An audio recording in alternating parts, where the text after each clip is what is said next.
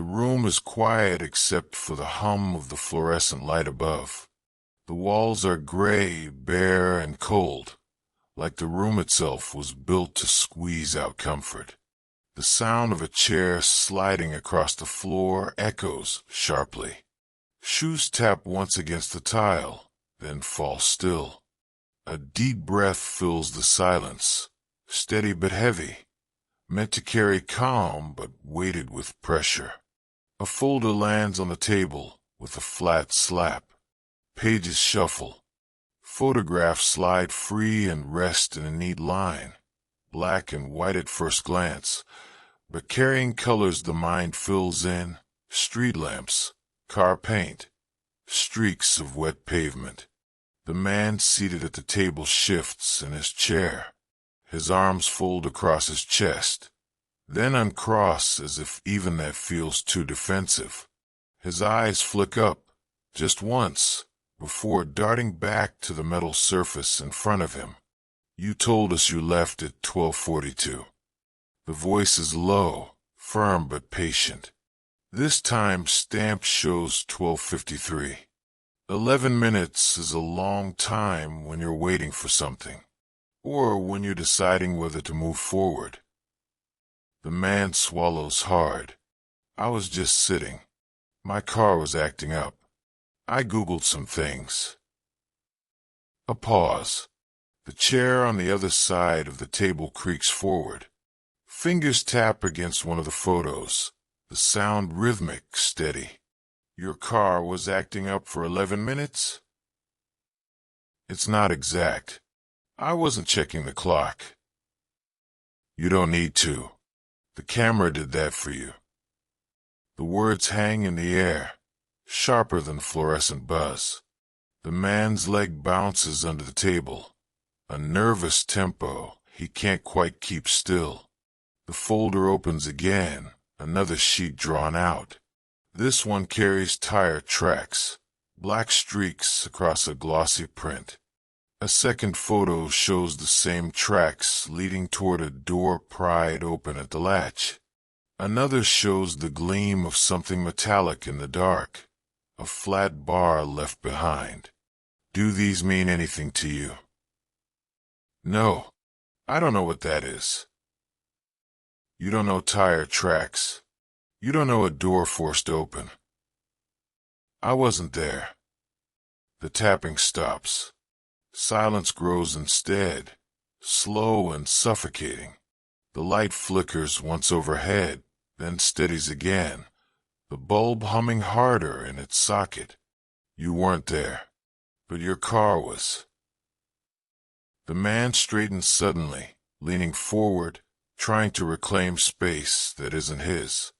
"I told you, I lend to somebody. Ty. He borrows it sometimes." "Ty." The word is repeated, slower this time. "Ty what?" "I don't know his last name. Just Ty." The pause is longer this time. The sound of a pen scratching across paper fills the quiet. The man watches the letters appear in neat lines, each one pressing his story deeper into permanence. "Ty, no last name. Borrowed your car. At 1 in the morning, during a break-in at a warehouse. That's what you're going with." "That's what happened." The chair scrapes back slightly, not far, just enough to change the air. The footsteps are soft but deliberate as the voice moves behind him. The man doesn't turn. His shoulders hunch tighter, as though a gaze from behind could burn through bone. "You ever think about how silence works?" The tone is almost conversational now, lighter, but weighted with something underneath.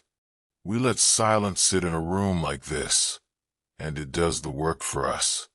Because if someone's telling the truth, silence is a relief. But if they're not, silence is torture. The man licks his lips, the dryness catching in his throat. "I told you the truth."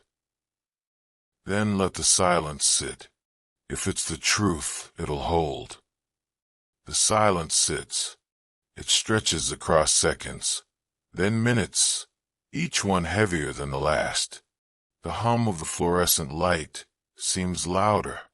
A pipe in the wall clicks once as if reminding the room of the weight of time. The folder closes. The chair pulls forward again. Another paper slides out, this one marked with smudges and numbers.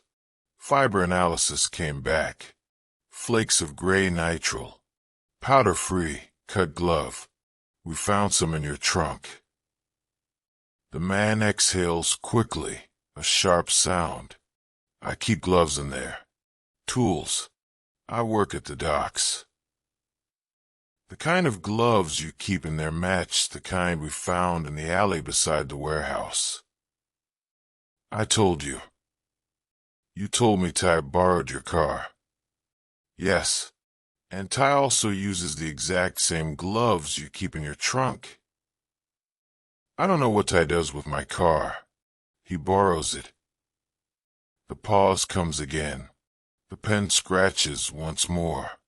Each word carved down feels like it weighs a pound. Tell me about Ty. He knows people. At the docks. What kind of people?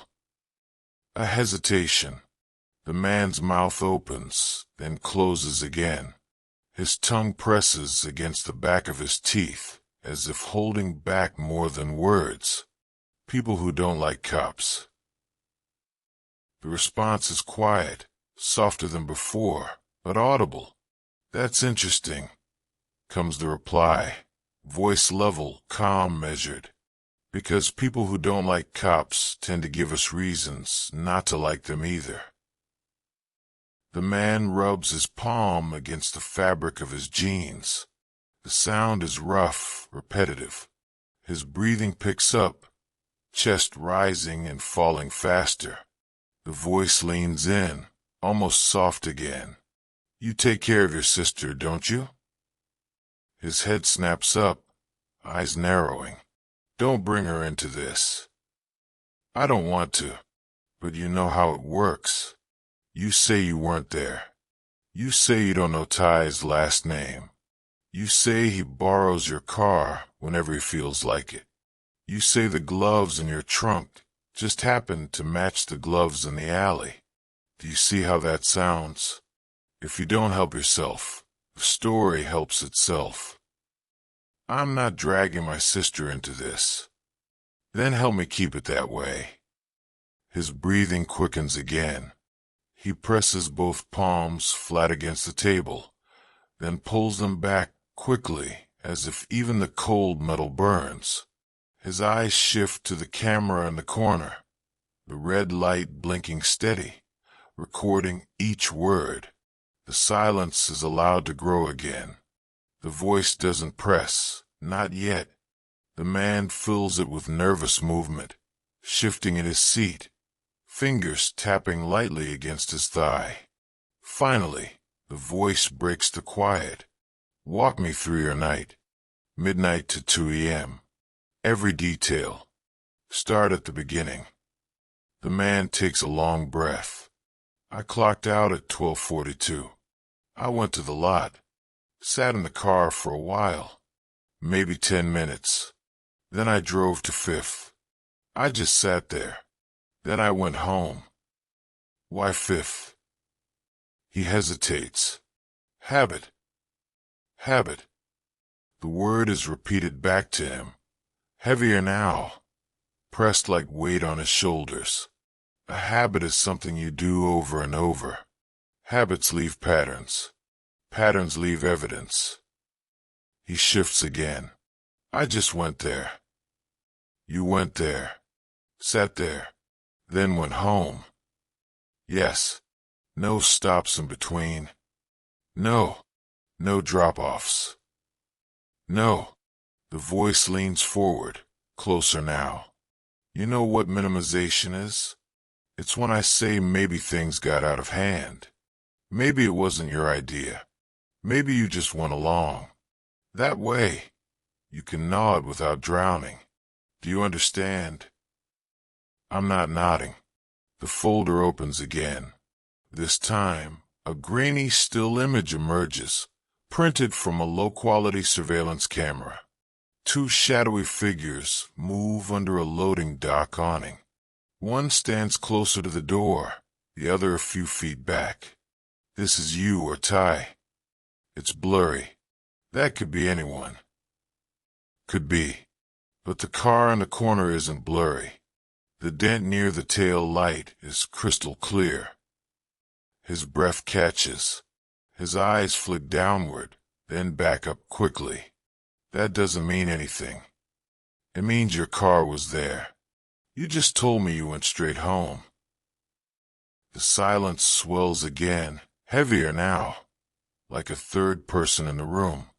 The image on the glossy paper feels like it heats the air between the two of them. The red in the corner of the room blinks once like a heartbeat, patient and unhurried. Breath gathers in the man's chest and stalls there, a weight he can't move past. It means your car was there. You just told me you went straight home. The room answers first. A buzz from the light, the soft tick of the wall clock, the faintest drum of rain starting up again outside, as if the city itself wants in on the conversation. He presses his lips together until they blanch, then forces them apart. I drove past. I didn't stop. I might have turned around in the lot. The street was blocked. I don't remember exactly. You remember exactly when you clocked out. You remember the 11 minutes in the lot. You remember fifth. But when we arrive at the one place your car shouldn't be, memory fogs. Interesting. Fingers tap once on the corner of the surveillance print, then withdraw. A new sheet slides forward, clean white, covered with squares and arrows, an evidence diagram. Points of touch mapped like constellations. Handles, latch, upholstery. The spare well lip where a palm would naturally brace. The inside door pulls were wiped. Window switches wiped. Steering wheel wiped. But this, a fingertip lands on the tiny square drawn at the edge of the trunk. This latch wasn't. That's where we found the nitrile flakes. Same as the alley. He stares at the square like it's a portal he might fall through. His voice comes out smaller than before, sheared thin. I forgot the latch. The words sit there exposed. There's no scramble to retrieve them. No net appears below. The blink of the camera light keeps steady time. Forgot the latch, repeats the voice, quietly, like an echo testing the room. Which means there was a wipe. Which means, at some point after the car was used, someone tried to make their part in it harder to see. Why would someone do that if nothing wrong happened? The man's right knee starts again, a jitter he can't contain. He places a palm on it, presses down like he can quiet the muscle by force. I didn't think. I panicked. It sounded like a smart thing to do. Who told you it was smart? A throb of hesitation. He chews the inside of his cheek, eyes sliding toward the mirror and then away, as if afraid the reflection might answer for him.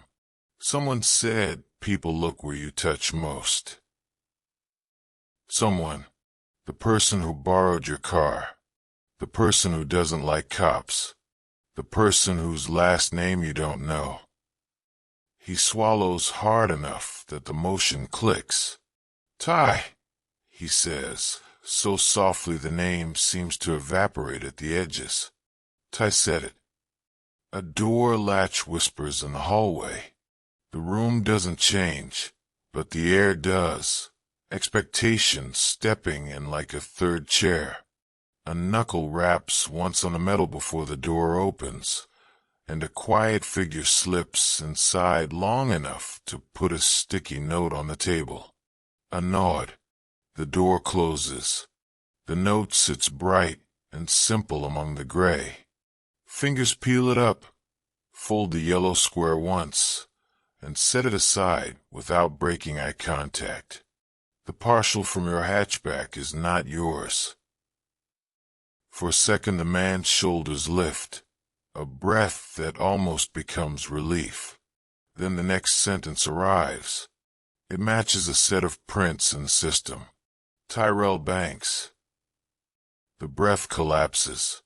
Relief meets dread and both shatter.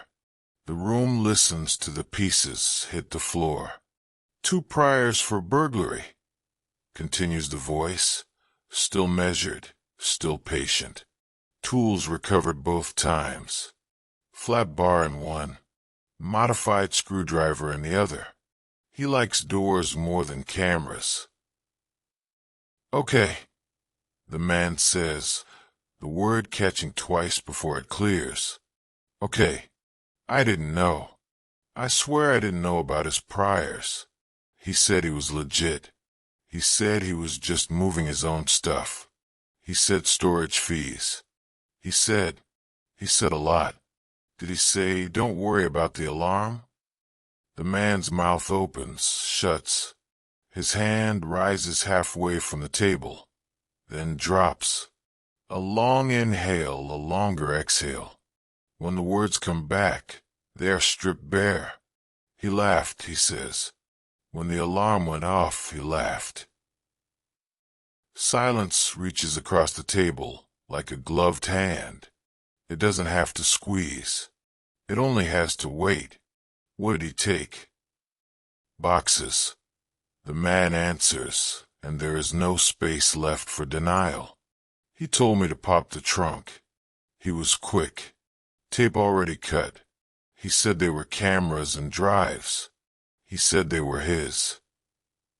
Cameras and drives, repeats the voice, not as a question, but as a thought being placed in an exact slot. Surveillance that watches other people. He wanted eyes and memory. And you drove. I drove. There's no point painting it another color. I stayed by the door first. He went in. Something fell, I think. It sounded like a dropped toolbox. I flinched. Then he came out fast. He carried 2. Then 1 more. Then he said go. What about the guard? The man rubs his forehead with the heel of his hand until the skin shines. I didn't see the guard. I heard something, like a grunt maybe. It all went fast. He was out and he was smiling like this was nothing. And you wiped where you touched when it was done. I wiped where I remembered, he says, voice thinning again. But I forgot the latch. The sticky note is unfolded now, the creases smoothed. The simple scrawl on it could be the weather. The tone barely changes as it becomes a line in the room's ledger. The lab puts Tyrell on your latch. That doesn't erase you. It draws him in with you. It also draws a shape we can use. He shifts in his seat, as if the word shape made the metal edge bite. What kind of shape? The kind that leaves room. The voice says, room for the person who didn't plan it. Room for the person who got recruited. Room for the person who panicked when the alarm sounded and thought wiping a surface would rewind what already happened. His eyes lift, skeptical and hungry at once. There's room for that. There's the space you make. You make it by telling the truth before the truth is done with you. The rain picks up. It drums softly behind the walls. A steady hush like a breath over and over. He stares at the surveillance still again, like if he looks long enough the blur will rearrange into innocence. It does not. What do you need? He asks finally. A complete account. Comes the answer, quiet like a promise. Start to end. Include what you thought and what you feared, not just what you did. Then you will help us bring him in. Bring him in how? How do you think? The elbow on the table tips. The hand opens, palm empty, as if to show there's no trick in it. You call. You set a meet. A place he trusts. We do the rest. He stares at the phone resting, black-screened. To his right, the reflection of the ceiling light sits in the glass like a little sun. He doesn't touch it yet. His gaze comes back up, and when he speaks, the words are deliberate, sober. I drove him to the south ramp, he says. The one by the river with the busted guardrail. He likes it because there aren't cameras on the stairs. We unloaded 2 boxes there the night before last. He had me wait with the engine running. He said he was going to stash them under the stairs and come right back. He did. He told me to circle once and come back to pick him up 2 blocks over. How long have you known him? 3 months. He showed up at the marina. Knew names he shouldn't know. Knew when the dockmaster was on smoke break. Knew where the spare key box used to be before they changed it. What did he want from you first?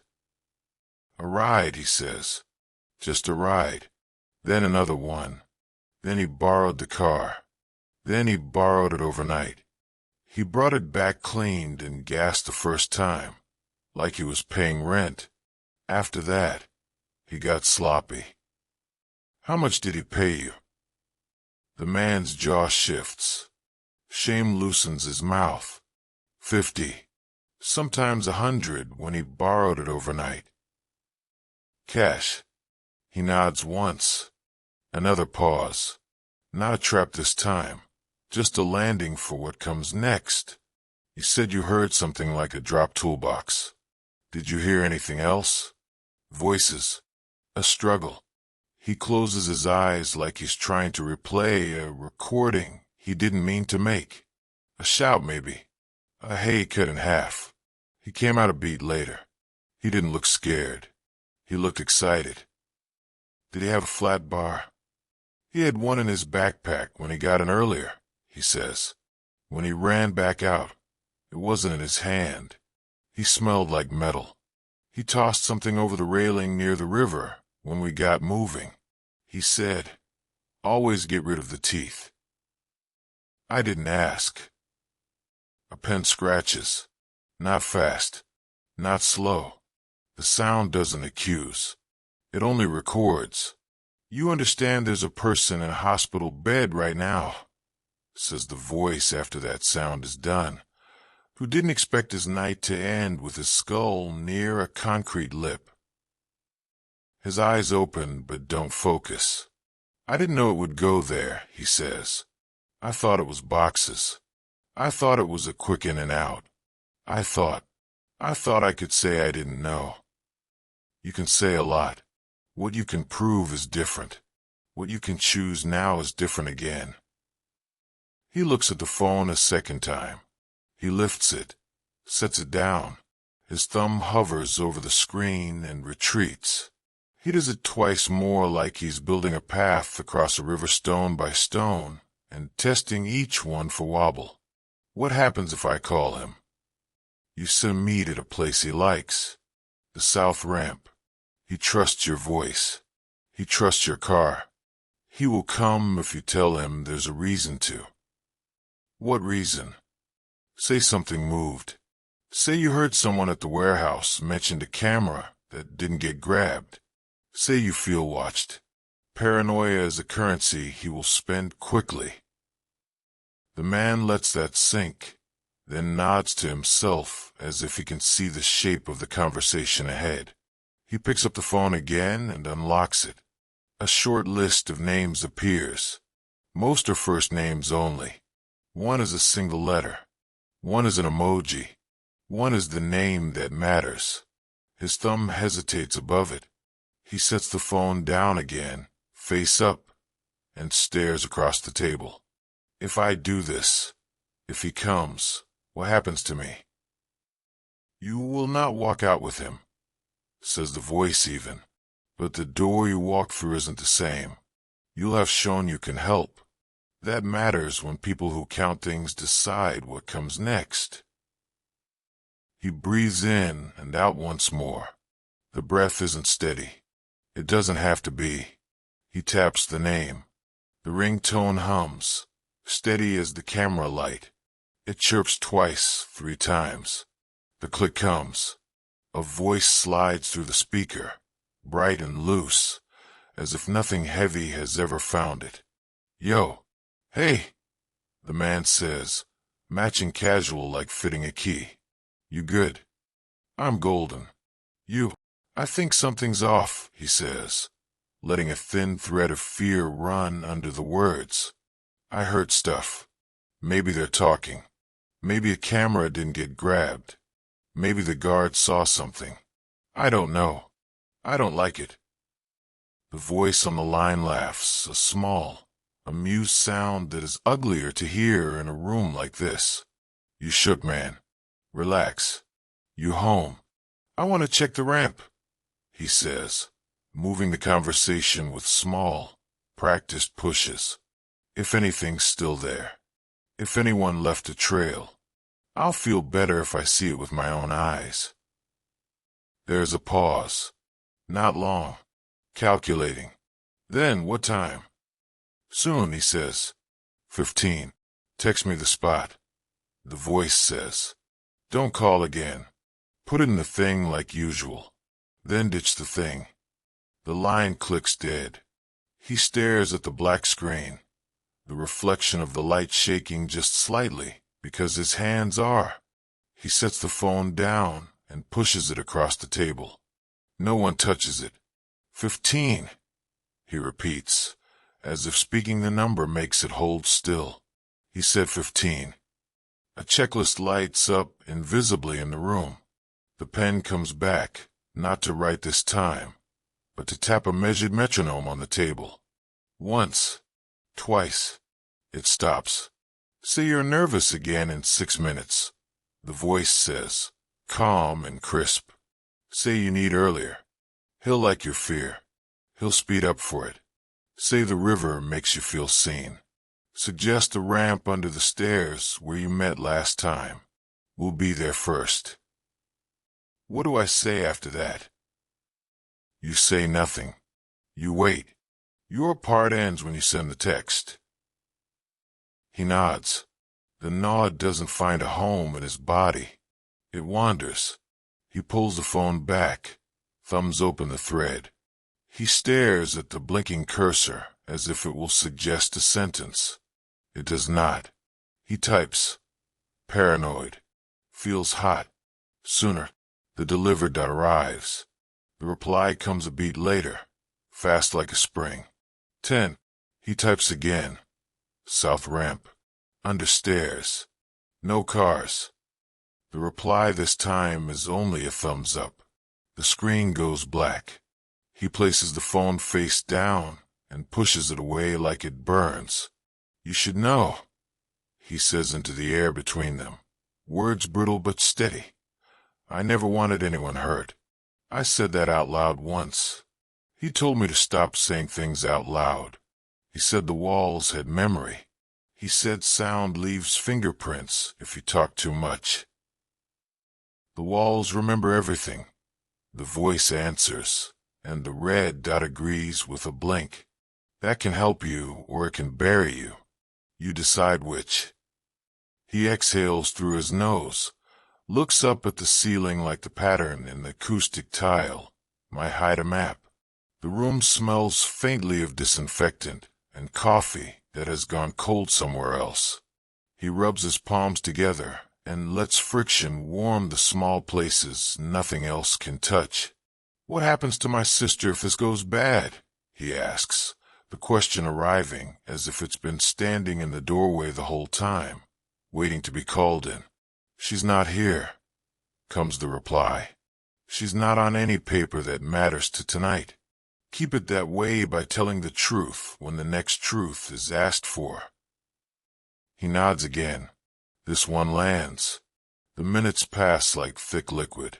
The rain settles into a steadier rhythm, a million small hands pattering a message over and over. Now, now, now. Somewhere in the building a copier shuffles awake, and then sleeps. Footsteps move down the hall and away. The world keeps happening. The room holds its breath. "Time," says the voice, soft and precise. "Send your nervous line again. Ask where he is." His thumbs obey. "You close?" The answer is almost immediate. "Two lights out." "Under stairs," he types. "I'll be down there." The phone is taken now, lifted in a hand that wears tiredness like an old ring. It disappears into a pocket. The room seems to exhale. The chair across from him scrapes back. The door opens and closes. He's alone for the first time since the humming light became a witness. He stares at the mirror.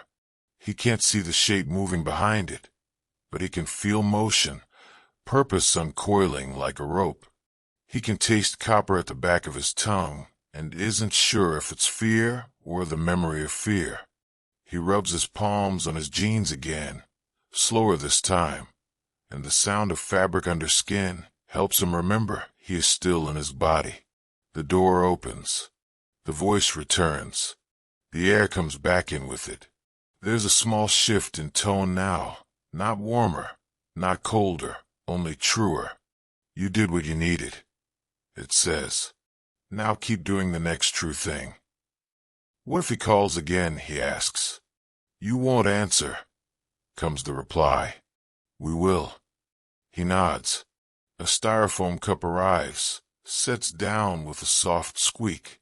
He looks at it like an apology he didn't ask for, then wraps his fingers around it anyway. The heat is thin but real. He sips. The coffee is bad. The coffee helps. "You're going to want to talk when you hear things," says the voice after a moment. "Don't. Your job for the next 20 minutes is to stay in this chair and breathe slowly. That's it. You breathe slow. You think slow. You don't chase your thoughts into dark corners. They don't belong." He breathes, obeying the sentence as if it had been a law he knew since childhood. In through the nose. Hold. Out through the mouth. Count 4 up, count 4 down. The body listens even when the mind shakes. The hallway hum changes. A wave of movement gathers and diffuses like wind in tall grass. Phones vibrate on desks he cannot see. Radios crackle far away and then are polite enough to be silent again. The red dot keeps blinking, patient, impartial, relentless. "What happens if he runs?" he asks into the coffee lid. "He won't," comes the answer. "He trusts your fear more than he trusts his own judgment. He thinks he's the only person awake in this city. That kind of thinking turns ankles. What happens if he doesn't come alone? Then we meet two people. We have enough chairs." He huffs something that almost becomes a laugh, and then doesn't. It's not funny. His hands are steadier on the cup now. The coffee cools as if measuring time for him. He looks at the door every time the building breathes. The phone on the table that is no longer his phone hums, once in a pocket across from him. The shape of the room holds the vibration like a plucked string. A hand retrieves it. The screen brightens, and whatever message lives that doesn't come out loud. A nod happens instead, small, more to the air than to him. "Under the stairs," he says, as if repeating it pins the point on a map. He likes the blind spot by the drain. Says it's where the river forgets. "The river doesn't forget," says the voice, almost absent-mindedly. "It just carries things to new problems." His hands loosen, tighten, loosen again. The clock on the wall ticks louder, then softer, as if his attention changes its volume. He thinks of the guard he didn't look at. He thinks of the laugh that cut the night open. He thinks of the latch he forgot and understands why the square on the diagram felt like a doorway into falling. Footsteps return to the hallway in a pattern that says decision without speaking it. The door opens. A second voice he recognizes only as calm steps just inside and says one word that turns a room a few degrees. Moving. He doesn't move. He doesn't know how. He sits. He breathes. He discovers breathing can be a job. "Tell me something true we haven't said yet," says the first voice, returning him to the only work he can do.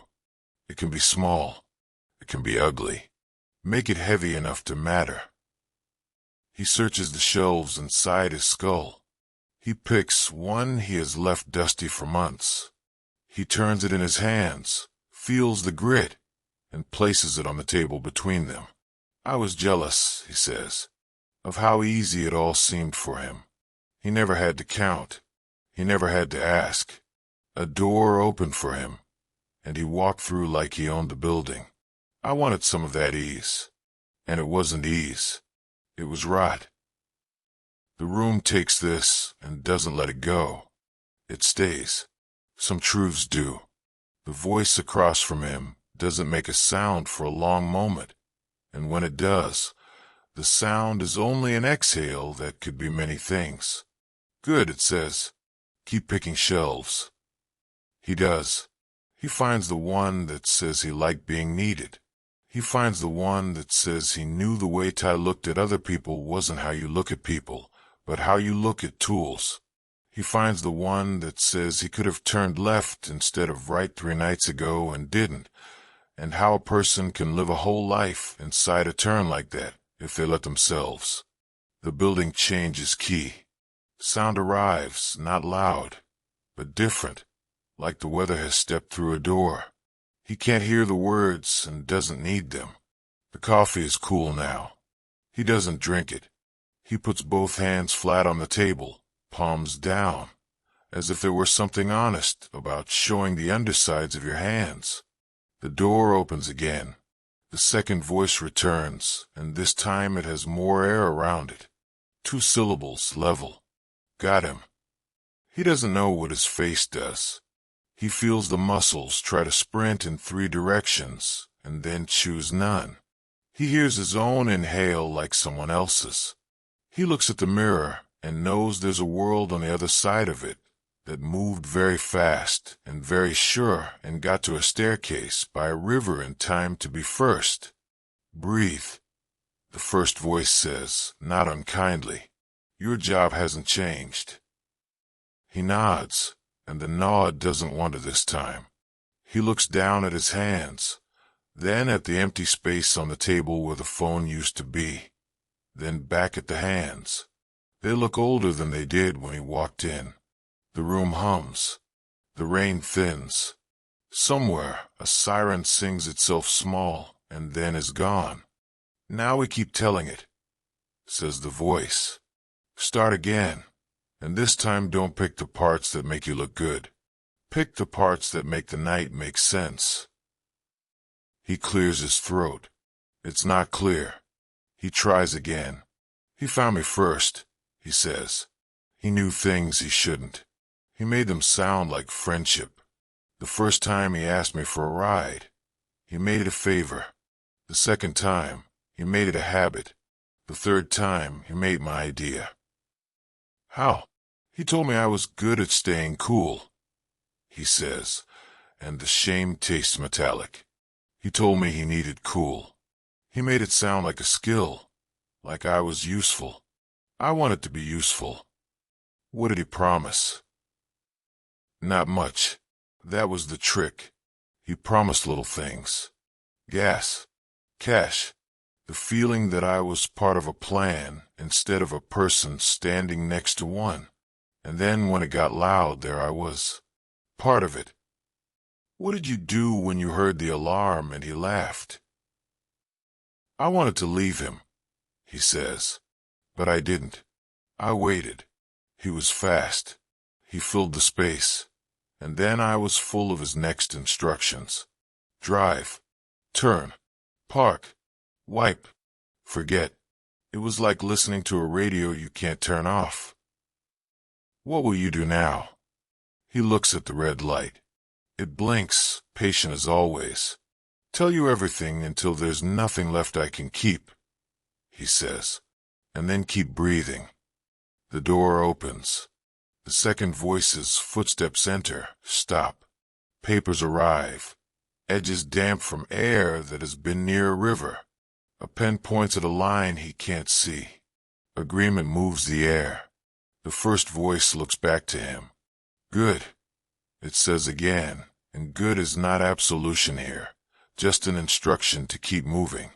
He begins again, and this time he doesn't skip the little humiliations that built a ladder to the big one. He says what color the backpack was and how the zipper stuck, and what he told himself when he heard that small metal sound that meant a flat bar was being put away. He says how he practiced lying to himself before he tried lying to anyone else. He says how a person can convince a mirror for a while, if the room is dark enough. Keep going. He keeps going. He lets time expand, stretches 10 seconds into a minute with detail, not to waste anyone's patience, but to match the way it felt when he was inside it. He says that 11 minutes can be a lifetime when you're parked and waiting for your courage to be sized and sold. He says the laugh found a home in his bones, and that maybe it will set up a chair there for years. He says he is ready for that if it means the voice that made the laugh has no more nights to sell. The room shrinks and grows around him as truth forces furniture to move. The light hums. The clock keeps count. The river outside keeps forgetting and remembering in the same moment. When he runs out of sentences, breath takes over for a few seconds. Then the questions arrive again, not to break him, but to keep him from stopping at almost. What did you think when you wiped the wheel? That it made me smart. What do you think now? That it made me small. What do you owe the person in the hospital bed? The part of the truth that belongs to me, he says, and the sentence is heavier than most, and the part one can carry that belongs to the night. The door opens one last time in this stretch of minutes. A small nod passes between people who have met many nods and know which ones matter. Paper slides across the metal. An initial finds its home in the corner. The red dot blinks. The room breathes. Again, says the voice, not because it wasn't enough, but because enough must be made sturdy. From the lot to the river. No skipping.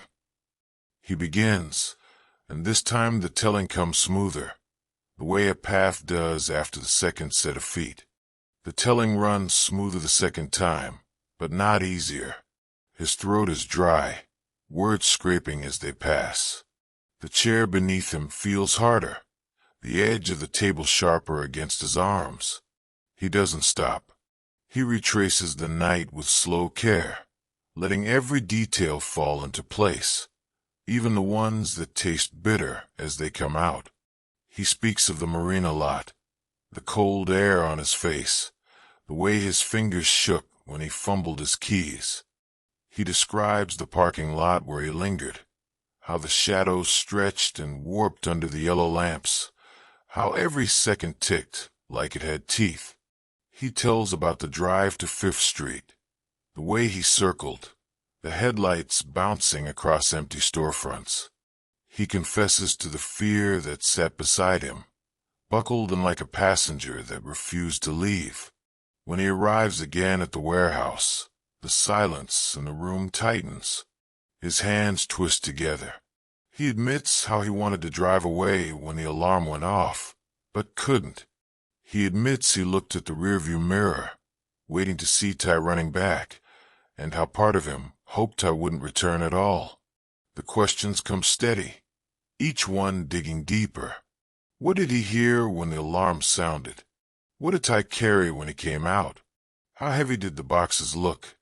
Did he see the guard fall, or only imagine it? He answers with fragments, then fuller thoughts, then with truth so sharp it makes him wince.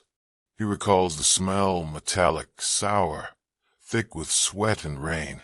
He remembers Ty's grin, wide and reckless, teeth flashing under the dim lights. He remembers the way Ty shouted at him to keep the engine running, to breathe and drive, as if it were that simple. He repeats Ty's words, every command, every laugh, every cruel joke. He leans forward, pressing his forehead against his palms. His voice softens until it is almost gone. He admits he wiped the steering wheel, the door handles, the console. He admits he thought wiping would make the night vanish, that maybe if he erased the marks, the truth would erase itself. He admits he forgot the latch.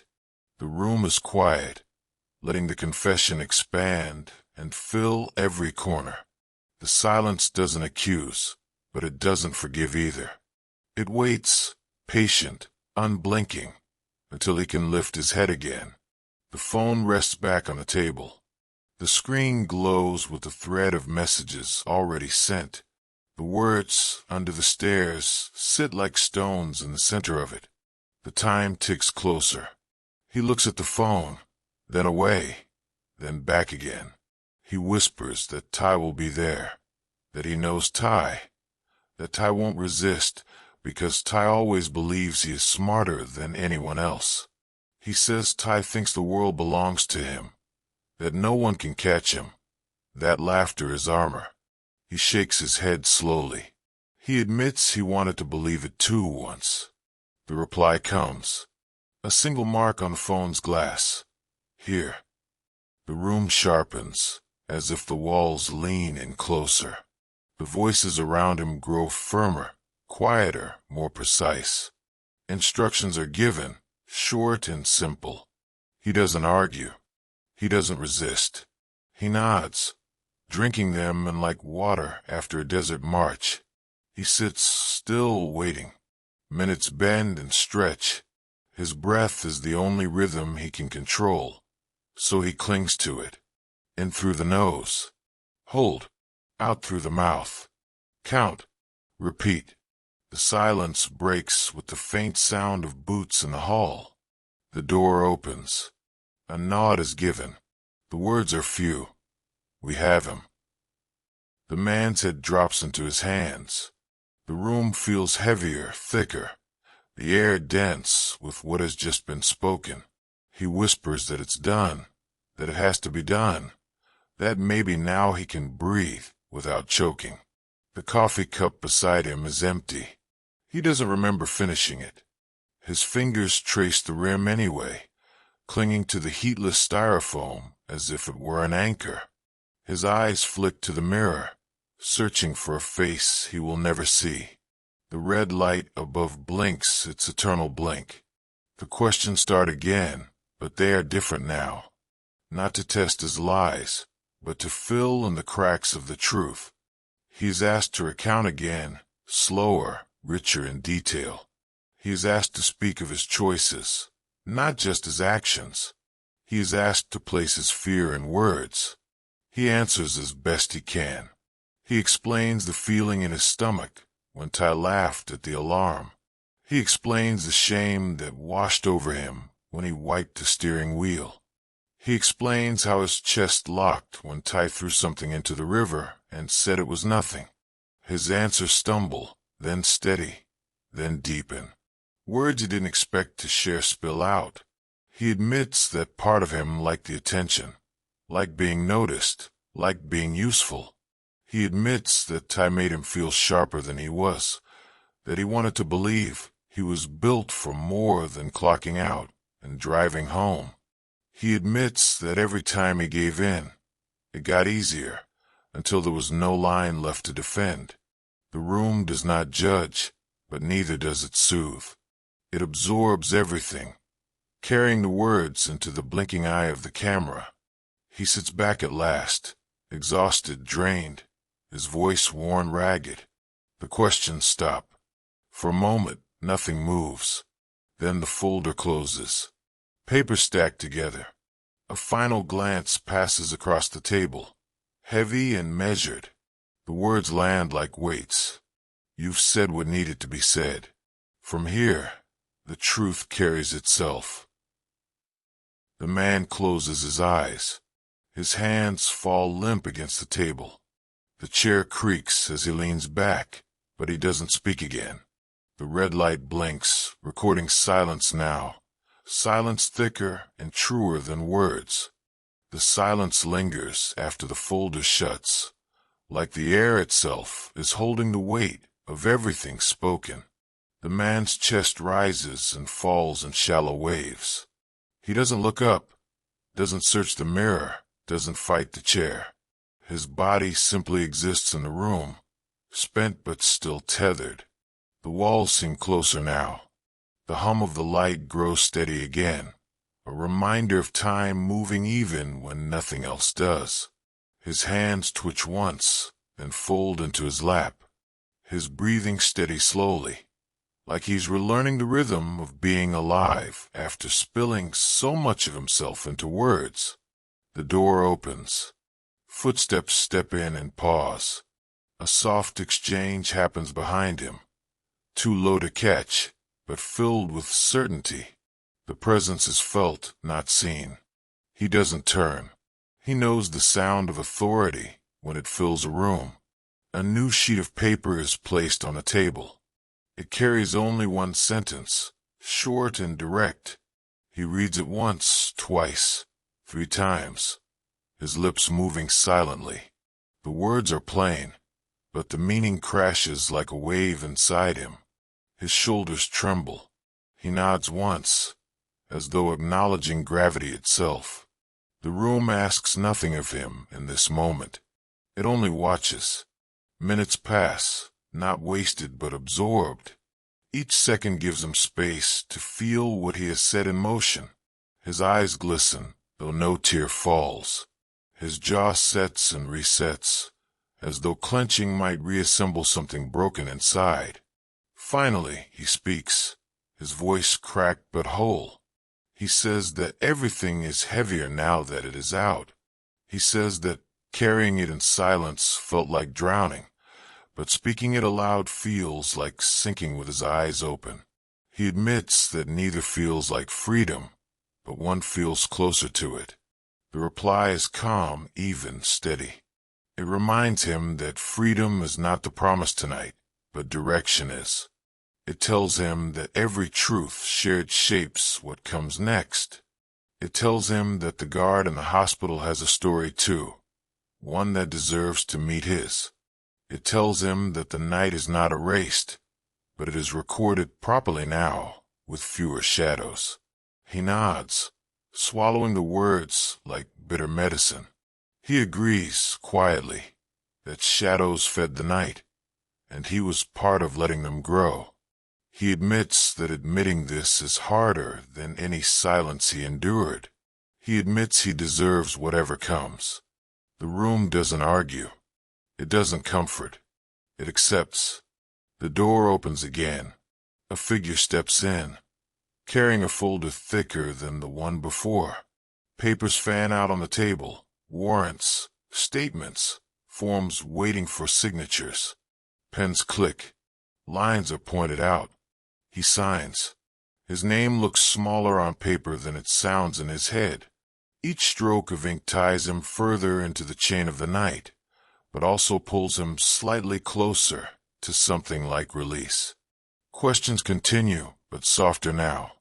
They aren't challenges anymore. They're clarifications, housekeeping, the stitching up of a wound after the bleeding has slowed.